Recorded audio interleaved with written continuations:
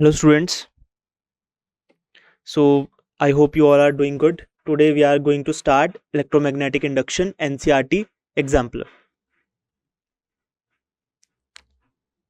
So this is the disclaimer. Learning objectives. After this lecture you will be able to understand magnetic flux calculation through different geometrical shapes, squares, loops in various magnetic fields configuration. You will be able to comprehend the factors affecting self-inductance in solenoids, particularly the relationship between length, cross-sectional area and number of turns. Learn the principles of electromagnetic induction and conditions under which EMF is induced in coils, time-varying fields, motion in magnetic fields. And you will be able to apply mathematical concepts to solve problems involving time-varying magnetic fields and induced currents in the coils, solenoids.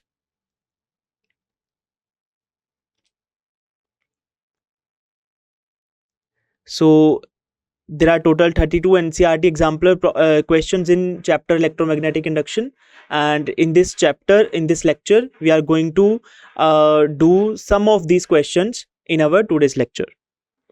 So let's begin. So first question, NCERT exemplar 6.1.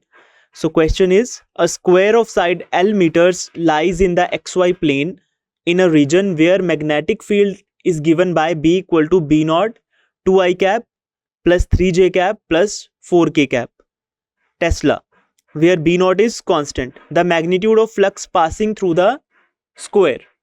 Okay, so magnetic field is given in the vector form. Okay, in the form of unit vectors. I is the unit vector of x axis, j is the unit vector of y axis, and k is the unit vector of z axis.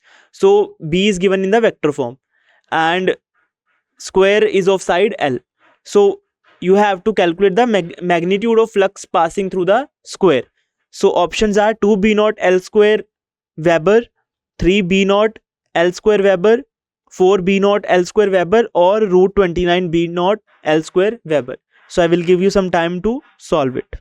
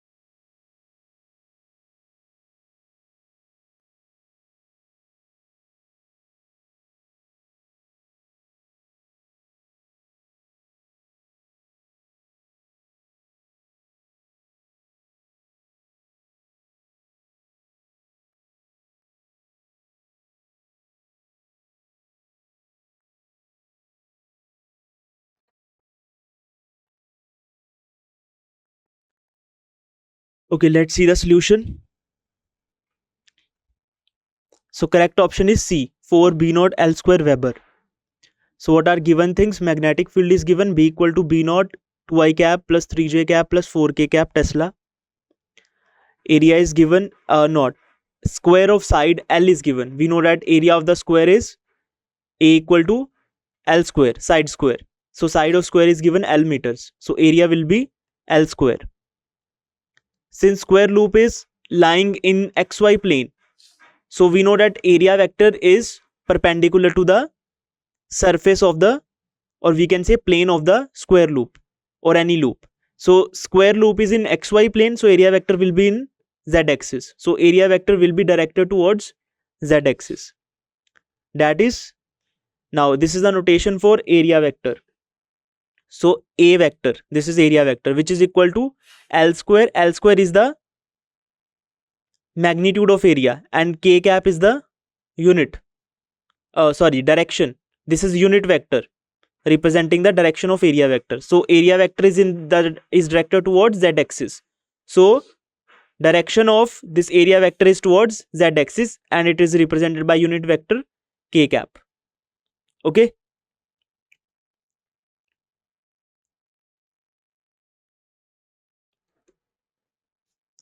The magnetic flux linked with the uniform surface area and uniform magnetic field is given by phi b is equal to b dot a.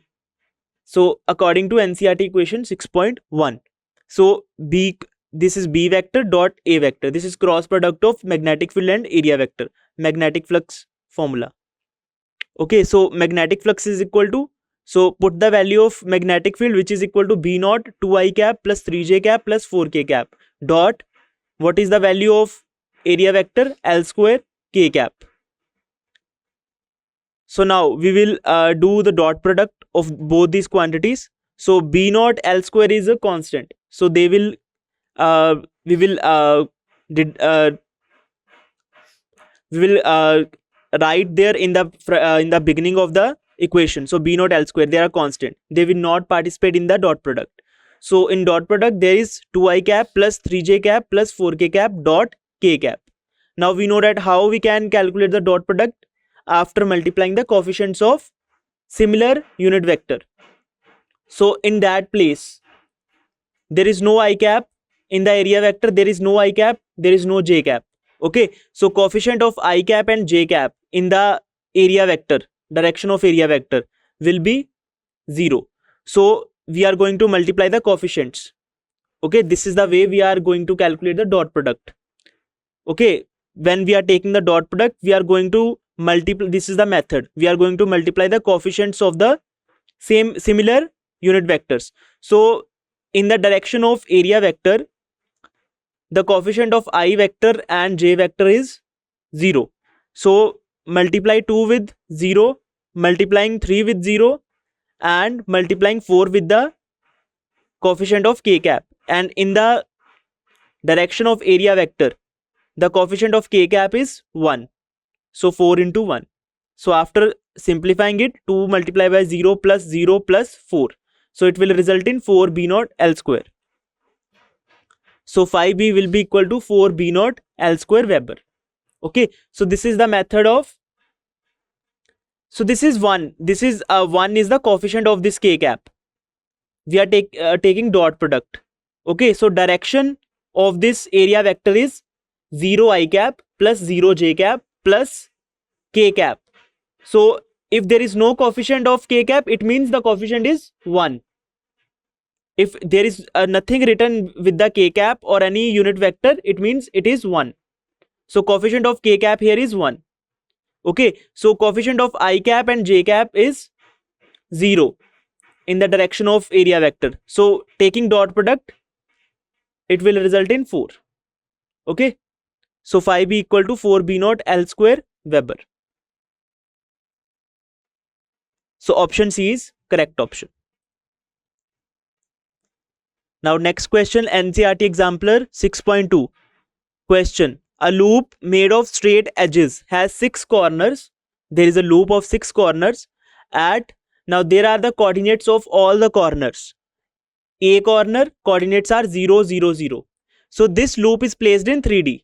That's why we are taking all 3 coordinates: x coordinate, y coordinate, z coordinate. Okay, so A coordinate. So A corner is placed at 0, 0, 0, means at origin. B corner is placed at L, 0, 0. Y is 0, Z is 0, L, means B corner is in the at the x-axis at a distance L from the origin. C corner L, L, 0. It is placed in xy plane. D corner is 0, L, 0. It is placed in on y-axis. E corner is 0, L, L. It is placed on YZ axis. And F is equal to 0, 0, L. So this F corner is placed at Z axis. A magnetic field B equal to B naught I plus K cap. So magnetic field is existing in the which plane? This is the coefficient of, this is the unit vector of x axis. K cap is the unit vector of Z axis. There is no unit vector of y axis. So magnetic field is exist in which region? In the xz plane. So B equal to B naught I cap plus K cap Tesla is present in the region. The flux passing through the loop A, B, C, D, E, F, A. This is the whole loop. In that order is. So we have to calculate the flux passing through the loop. So corners of the loop are given. Okay, magnetic field value is given. So you have to find the magnetic flux through the coil. So options are B naught L square Weber, 2 B naught L square Weber, root 2 B naught L square Weber, and 4 B naught L square Weber. So these type of questions are important type questions. Okay, when loop is placed in 3D and magnetic field is also given in the space, you have to calculate the magnetic flux passing through that. Okay, so I will give you some time to solve it.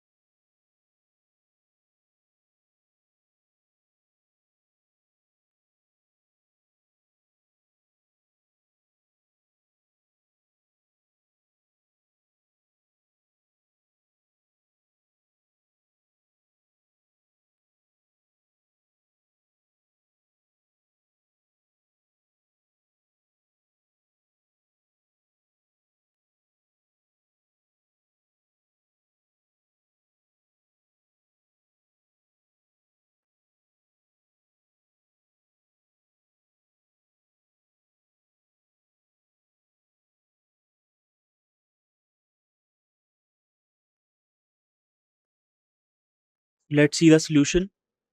So correct option is B, 2 B naught L square Weber. So what is given? B equal to B naught I cap plus K cap Tesla. This is given. A loop with 6 corners is shown in the figure. So diagrammatic representation of this loop is given as like this. So this is x-axis, y-axis, z-axis. So A corner is at origin, B is at x-axis, C is at xy plane, and D is at y-axis, E is in yz plane, and F is at z-axis. Okay, so this is the orientation of the loop in the 3D space. Okay, so figure showing the loop has two surfaces. So if we divide the surface of the loop in two parts, so one part is A, B, C, D, second part is A, D, E, F. Okay, there are two parts of the loop. Okay, so area vector for both these loops will be different also.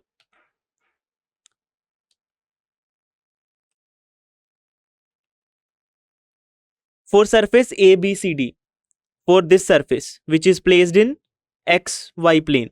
So surface ABCD lies in XY plane. Its area vector points normal to the surface. So it is placed in XY plane. So its area vector will be in towards Z axis. So it is along Z axis. Area vector of this surface ABCD. Area vector of ABCD will be equal to, we can write the area of this ABCD as A1 and area of this ADEF as A2, and combined area of this loop will be A. Okay, so A1 will be equal to, so you can see that length of this side AB, B is placed at L distance from the origin, so length of this side is L. Okay, and C is placed at L distance from origin in the direction of x-axis. X coordinate is L, y coordinate is also L. That means it is square. This loop ADEF is also square. So length of the side is given L. So area will be L square. Magnitude of area will be L square. And area vector will be A1 equal to L square. What is the direction of area vector for this ABCD? K cap. Okay. So this is the A1. Now we will find the A2 for another surface. Now for surface ADEF. Surface ADEF lies in YZ plane. So it is lying in YZ plane. So area vector will be towards x-axis. So area vector points normal to the surface, that is along x-axis. So area vector of ADEF, so A2 will be equal to, again length of side for this loop is also L. So area will be L square again, but the direction of area vector will be different in this case. So direction of area vector will be towards x-axis and unit vector will be I cap, like this. So A2 will be equal to L square I cap. Now we will combine the areas for both the surfaces for entire loop. So resultant area vector will be equal to A equal to A1 plus A2 will be equal to L square K cap plus L square I cap.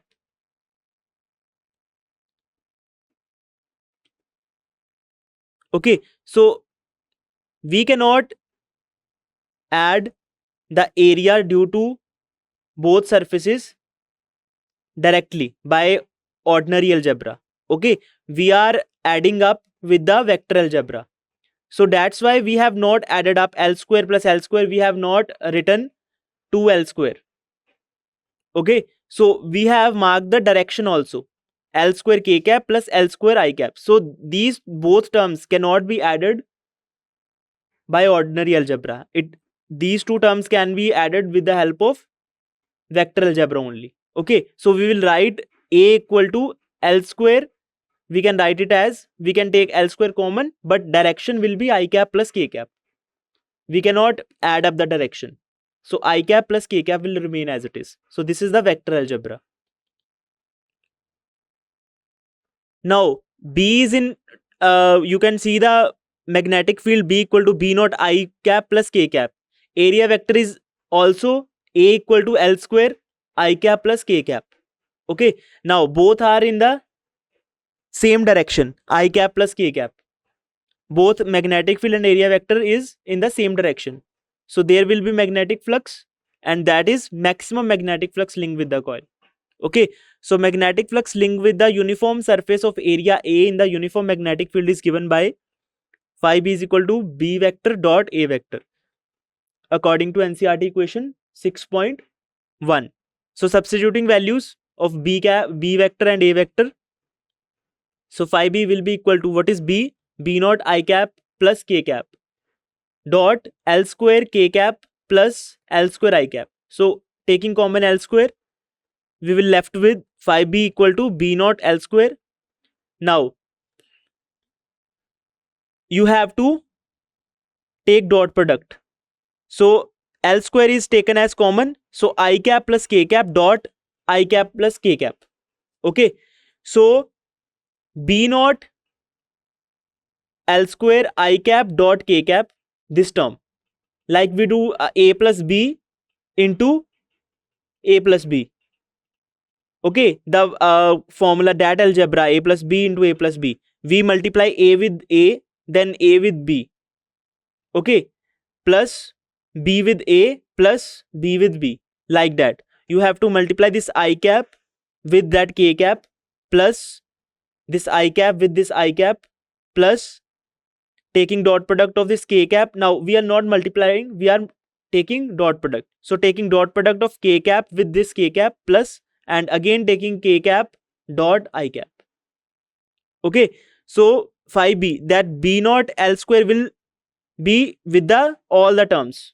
It will they are coefficient, they will remain with all the terms. So B naught L square I cap dot K cap, first term, plus B naught L square I cap dot I cap, second term, plus B naught K cap dot, sorry, B naught L square K cap dot K cap, third term, plus B naught L square K cap dot I cap. So these are the four terms. Okay, mark it as first equation.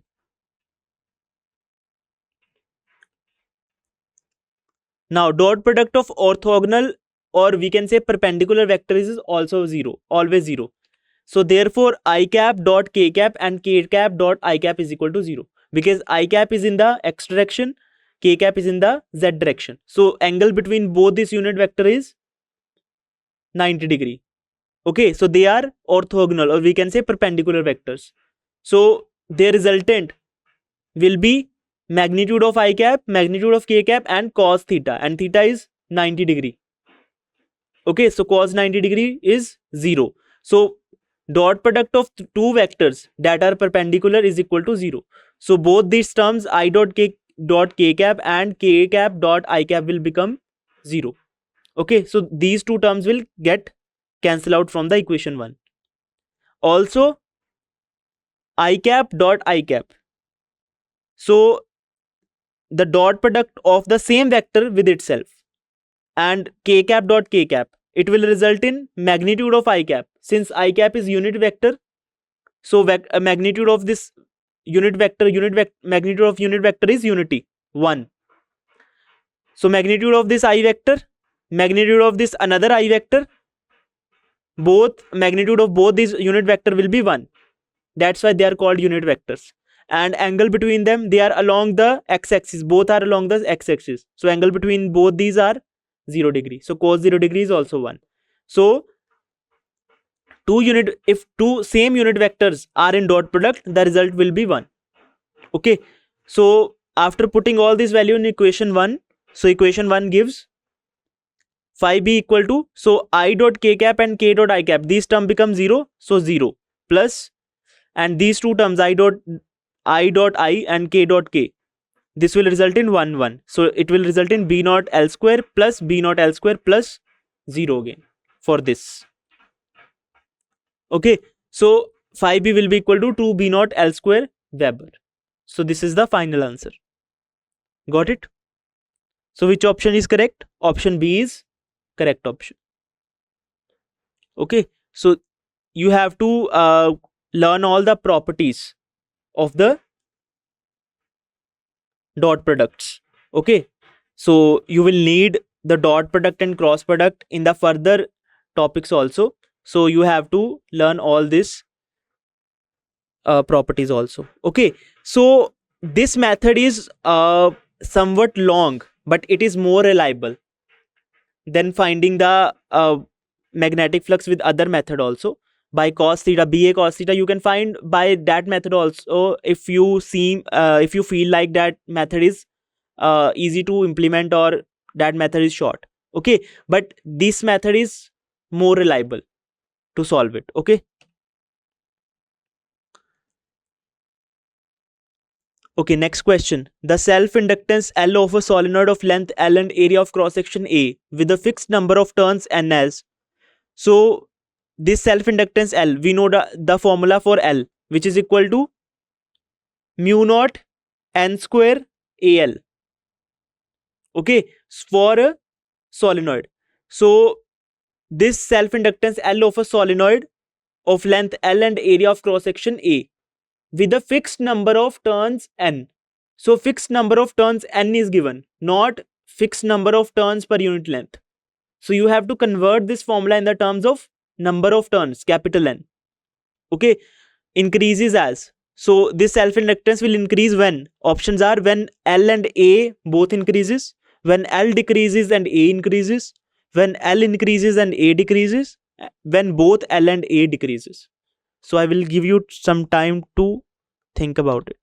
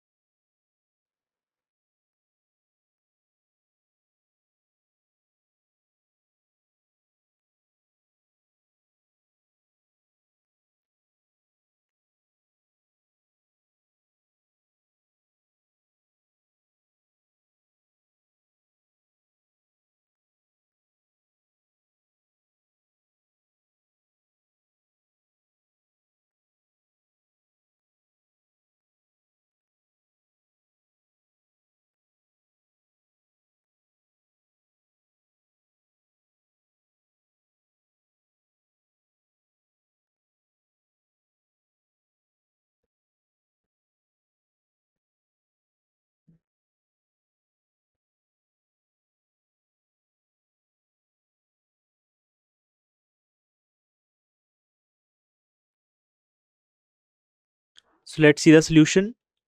So correct option is B, when L decreases and A increases. So what is the thinking process for this question? The self-inductance L of a solenoid depends on its geometry, that is length, cross-sectional area, number of turns, etc., and on the permeability of the medium.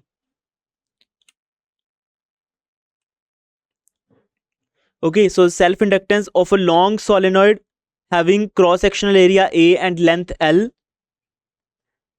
n turns per unit length and a material of relative permeability inside the core is given by L equal to mu r mu naught n square Al. So when there is no material inside the core, then you can write mu naught n square Al. When there is a material core inside the solenoid, then it will be written as mu r into mu naught n square Al, and this mu r into mu naught will become mu. That is the permeability of the medium. So NCERT question 6.16. Now they have given in the question that fixed number of turns n. We have to find the proportionality of the self-inductance L with the area and length only. But here for small n, there is capital N upon L. L is appearing in the small n also. So we cannot assume that small n is also fixed or constant. Small n can vary. Okay, because length can vary. Only number of turns is fixed, capital N. So we have to convert this formula in the terms of capital N.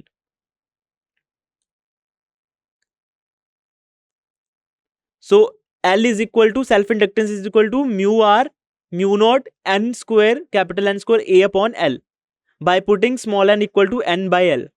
So there was small n square.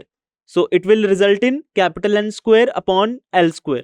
And L was in the numerator also. So 1L in the numerator will cancel out with the 1L with the denominator. So it will result in mu r mu naught capital N square A by L. Now relative permeability of medium is fixed, mu naught is fixed, constant, and N is also fixed given in the question. So L is proportional to, now L is proportional to area upon length, because all other things are constant now. So L is proportional to, self-inductance is proportional to area upon length. Therefore self-inductance L will increase with increase in area A, and it will decrease, it will increase also with the decrease in length L of the solenoid. So it will increase when area will increase and length will decrease. Okay, so you have to convert or modify the formula according to the question. So what is given in the question? If there was fixed number of turns per unit length small n, then self-inductance will be directly proportional to AL. But in the question it is written fixed number of turns only, capital N. So you have to convert the formula in the terms of capital N. Then you can apply the proportionality. Okay. So option B is correct. Note, the capacitance, resistance, self and mutual inductance depends on the geometry of the devices as well as the permittivity or permeability of the medium. Permittivity in the case of capacitance. Okay, and permeability in the case of self and mutual inductance. Resistance, there is no permittivity or permeability. Okay, but resistance also depends on the geometry of the conductor. Capacitance also depend on the geometry of the device, and self and mutual inductance also depends on the geometry of the solenoid or coil. Got it?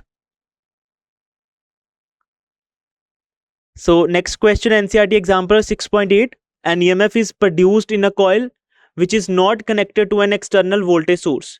This can be due to the coil being in a time varying magnetic field.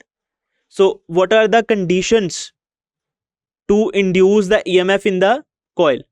So it is not connected to external voltage source. So EMF is induced. How? This can be due to the coil being in a time varying magnetic field, or the coil moving in a time varying magnetic field, the coil moving in a constant magnetic field, the coil is stationary in external spatial varying magnetic field which does not change with time. So in the last option there is magnetic field which is not varying with time, but it is varying spatially. That means it is varying with the position. If we are here, magnetic field will be having some value. If we are moving from one point to another point, magnetic field will change. It doesn't depend on time, but depend on space, depend on the position. So spatially varying magnetic field. Okay, so coil is stationary in the external spatially varying magnetic field which does not change with time. So which of the options are correct? So this is the type of question, this is a type of MCQ where more than one option can be correct. Okay, so I will give you some time to think about it.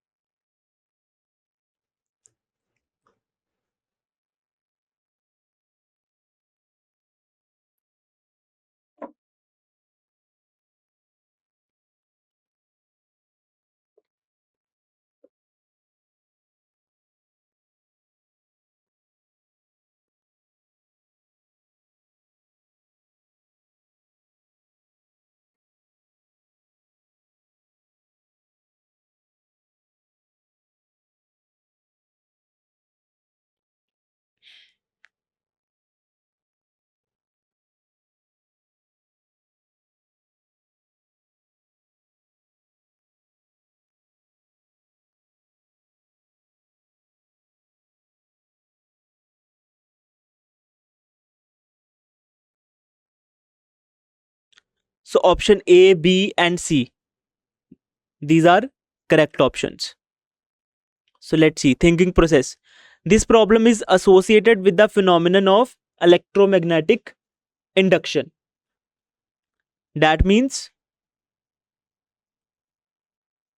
according to Faraday's law, EMF is produced in the coil when magnetic flux linked with it changes with respect to time. Okay, so how we can change the magnetic flux? By changing the magnetic field, by changing the area which is in the magnetic field, and by changing the orientation of the coil. Okay, so magnetic flux through the coil of area A placed in the magnetic field B is given by phi B equal to BA cos theta. So magnetic flux through the coil can be changed by changing magnetic field with time, changing area of the coil, or changing orientation of the coil with respect to magnetic field. So by these three things, that means by changing B, A and theta, we can change the magnetic flux through the coil and we can generate the EMF.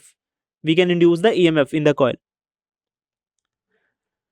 So therefore magnetic flux linked with the isolated coil change when the coil being in the time varying magnetic field. If magnetic field is varying with time, coil is stationary but magnetic field is varying with the time. So since the magnetic field lines are varying, or magnetic field through the coil is varying with time, even if the coil is stationary, magnetic flux is changing through the coil, due to which EMF will be induced. So this is the first method. Second method, coil is moving in a constant magnetic field. So coil is moving. So due to the motional EMF, EMF will be induced. We have discussed the topic of motional EMF. So this coil is moving with constant velocity in the constant magnetic field. So EMF will be induced. And third case is the coil moving in the time varying magnetic field. Even if coil is stationary in the time varying magnetic field, EMF will be induced. And if coil is moving in the time varying magnetic field, then also EMF will be induced. Okay, so option D is incorrect. Why? So option D is incorrect because electromagnetic induction requires a change in magnetic flux to produce an EMF. And since the magnetic field is not changing with time, no EMF will be induced in the coil. So what was the D option? It was given that spatially varying magnetic field. That means magnetic field is varying from position to position. Magnetic field is not varying with respect to time. So coil is stationary, placed in spatially varying magnetic field. So coil is stationary, so magnetic field through it, or we can say magnetic flux through it, will be constant if it is not changing positions. Okay, so there is no EMF. No EMF will be induced in the coil if the coil is stationary. If coil is moving, then there will be change in the magnetic flux and EMF will be induced. Okay, so that is spatially varying magnetic field. So next question, consider a magnet surrounded by a wire with an on-off switch S, figure 6.4. If the switch is thrown from the off position, that is open circuit, like given in the first diagram, circuit is open and it is thrown from the off position, that is open circuit, to the on position, that is in the second figure, closed circuit. That means we are closing the circuit. Will a current flow in the circuit? This magnet is not moving. Okay, this wire is surrounding the magnet. Initial condition, circuit is open, key is open. Okay, so when we tap the key or we will close the circuit, we will there will be a on position, that means closed circuit.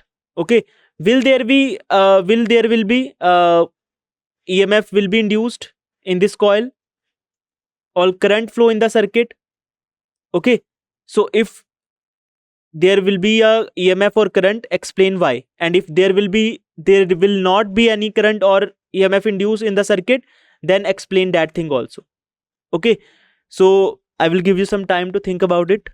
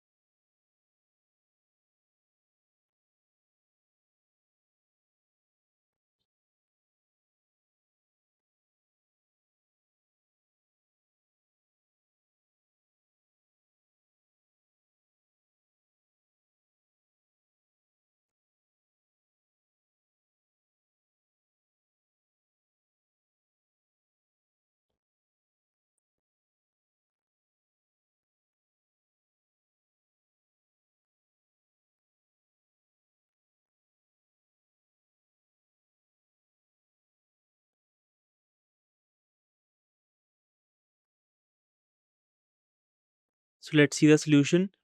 So magnetic flux linked with the uniform surface of area A in uniform magnetic field B is given by. So magnetic flux is given by B vector dot A vector, which is equal to BA cos theta.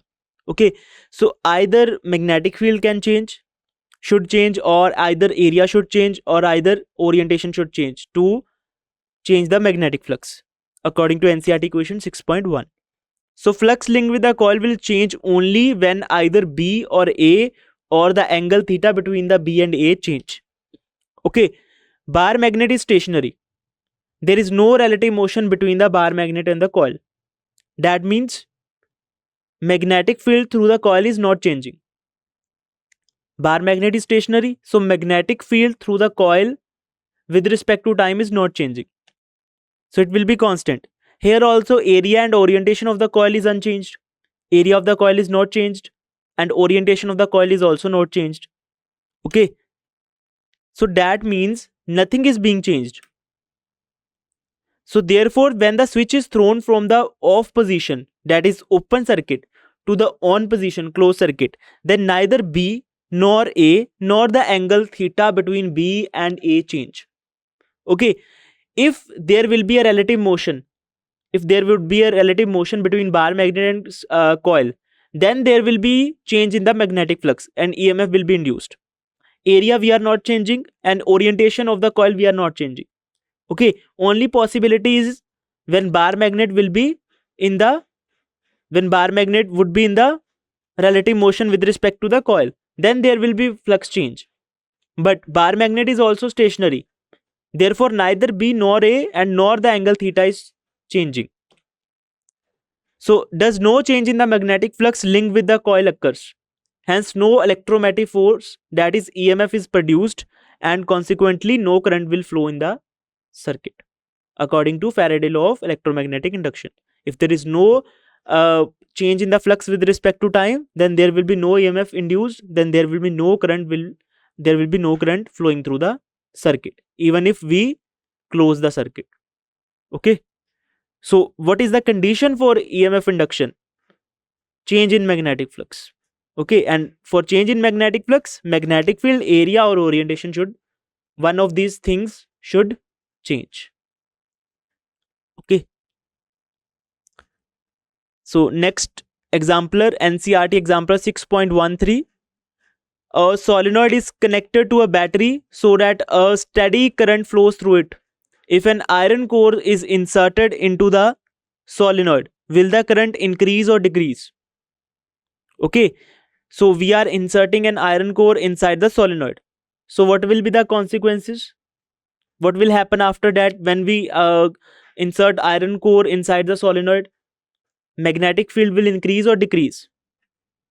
Okay, due to which magnetic flux increase or decrease or remains constant?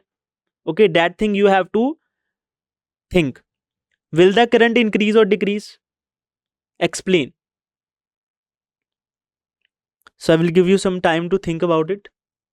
So your thinking process, you have to think that what is the effect of iron core on the magnetic field, and what is the effect of magnetic field on the magnetic flux, and what is the result of change in magnetic flux. Okay,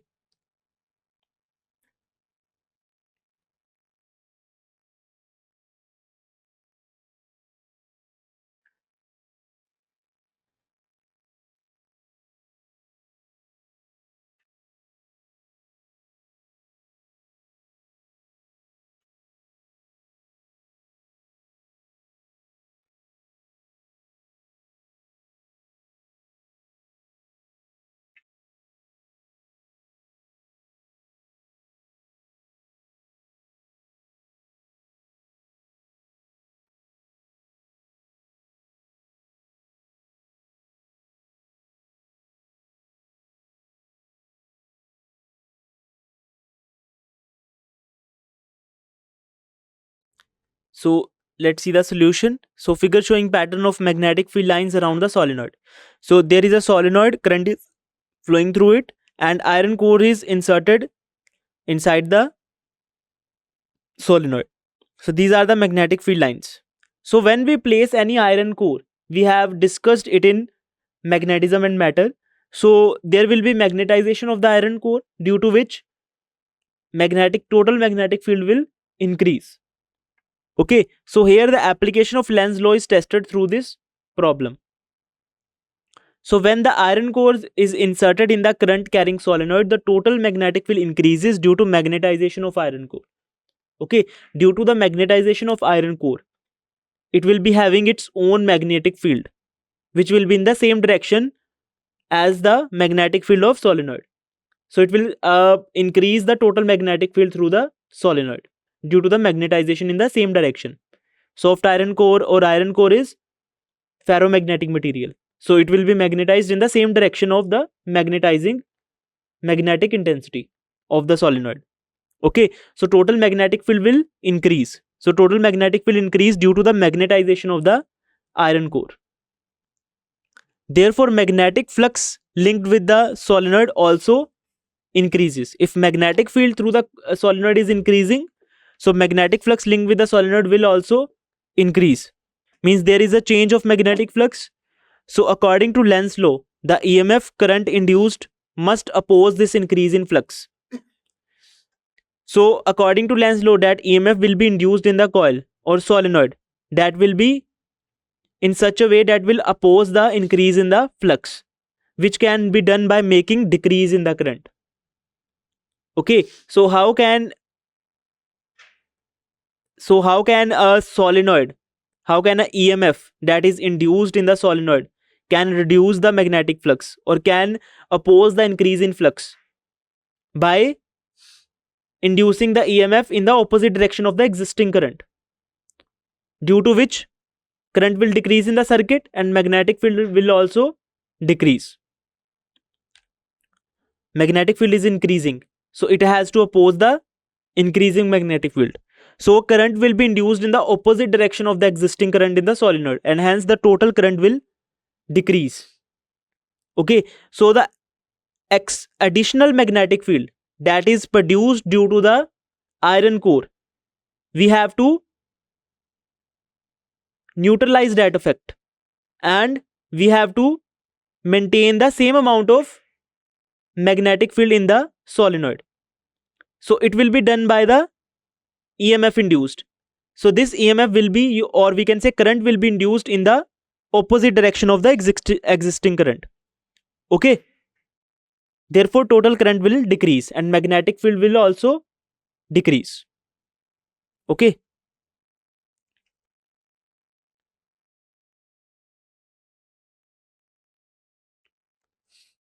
Next question. A long solenoid S has n turns per meter with diameter A. At the center of this coil, we place a smaller coil of n turns and diameter B, where B is less than A. Smaller coil is being inserted in the larger solenoid. Okay, and long solenoid is having diameter A and smaller solenoid is having n number of turns and diameter B, where B is less than A.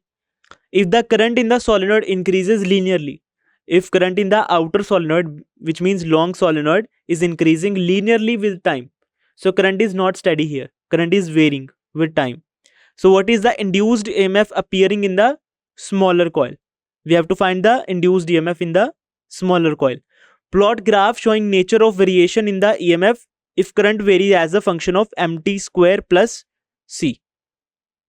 Okay, so current varies as a function of mt square plus c. So now you have to plot the graph of the variation in the EMF. Okay, so let's see.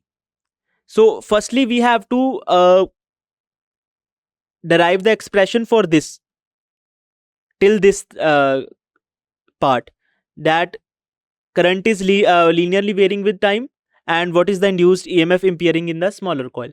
Firstly we have to derive the expression till that part. Then we have to plot the graph of the EMF with respect to time when current will be varying according to mt square plus c. This c is a constant, m is also constant, this t square. Okay, so let's see. So I will give you some time to think about it.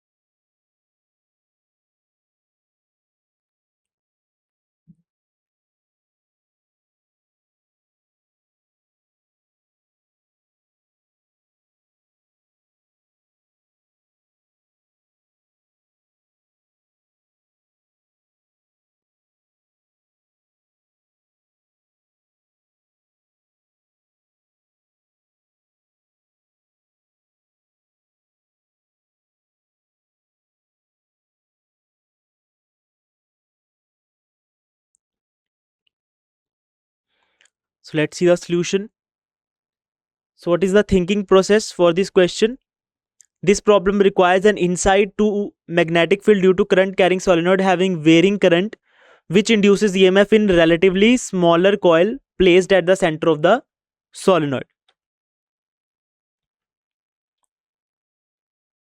Okay, so let I be the current flowing through the solenoid that is varying linearly with time.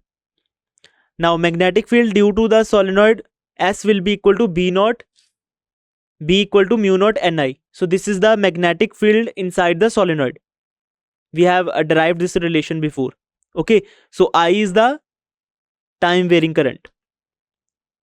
So magnetic field will also be time varying. So magnetic flux through smaller coil will be phi b equal to n into n is the number of turns of the coil into b into a. B is the magnetic field produced by the larger solenoid. Okay, A is the area of the smaller solenoid, smaller coil, and n is the number of turns of smaller coil also. Okay, where A is equal to pi b square. So that A is the area of cross section of the smaller coil of n turns. Magnetic field is produced by the long solenoid, not by the smaller coil, because current is flowing in the long solenoid. So applying Faraday's law of electromagnetic induction, EMF induced in the smaller coil is equal to epsilon equal to minus d phi by dt. So what is phi we have calculated is equal to NBA for the, so magnetic flux through the smaller coil phi is equal to NBA. So minus d by dt, phi is equal to NBA. So epsilon equal to minus n. What was n? Number of turns. So it is fixed. It will come out of derivative. What is a? Pi b square. It is also constant. It will come out of the derivative. So in derivative it will be only b, because b is varying, magnetic field is varying, because current is varying with time. So magnetic field is mu naught n I.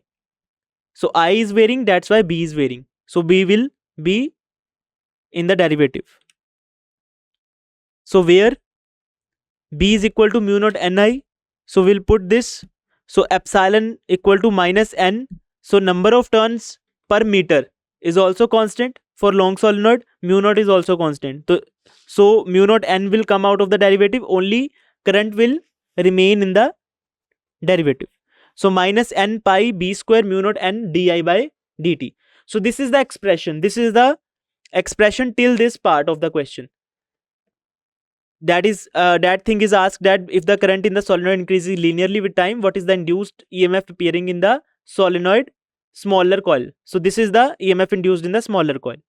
Now other part of the question is, if current varies as a function of mt square plus c, then plot a graph of showing nature of variation in the EMF.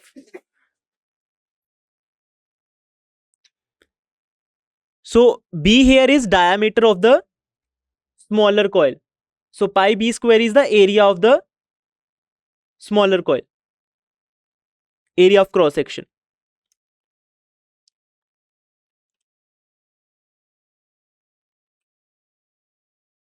Since current varies as a function of mt square plus c, so current varies as a function of mt square plus c, so put mt square plus c in the place of I. So epsilon equal to minus n pi mu naught b square, and in the place of I we are placing mt square plus c. So differentiate mt square plus c with respect to t. So that m will come out of the derivative, and t square will be 2m. T square derivative of t square with respect to t will be 2t. So 2mt plus c. C is constant. So differentiation of constant will be 0. So 2mt plus 0. So it will result only 2mt. So mu minus mu naught capital N small n pi b square 2mt. So this is the entire expression for the EMF. So EMF will be equal to mu naught capital N small n pi b square 2mt.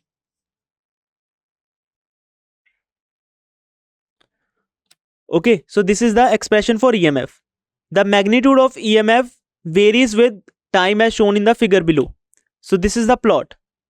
So magnitude of EMF. So magnitude of EMF is varying, is directly proportional to T. Only magnitude. And this negative sign is representing the polarity of the EMF. Okay, so we are plotting a graph with magnitude of EMF and T. So this mu naught is constant, capital N is constant, small n is constant, pi is constant, b square is constant, 2 is constant, and m is also constant. So this EMF is directly proportional to T, or we can say magnitude of EMF is directly proportional to T. So the graph will be linear. Okay. So thank you. This is all about today's lecture, NCERT Exemplar.